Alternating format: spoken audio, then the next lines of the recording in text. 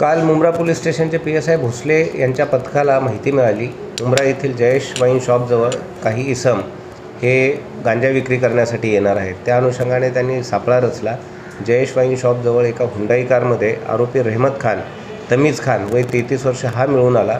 त्याच्याजवळ 22 किलो गांजा हा अंमली पदार्थ मिळून आल्यानं त्याला ताब्यात घेण्यात आलं। गुन्हा दाखल करून तपास सुरू आहे। यामध्ये आरोपीची हुंडाई कार, 22 किलो गांजा आणि 2 मोबाईल जप्त केलेले आहेत। आरोपींना अटक करून आज मान्य न्यायालयासमोर हजर करून त्याची पोलीस कोठडी घेऊन पुढील तपास करण्यात येईल। आरोपी हा अल्मास कॉलनी मुंब्रा या ठिकाणी राहणारा आहे। मूळ तो अमरावतीचा आहे।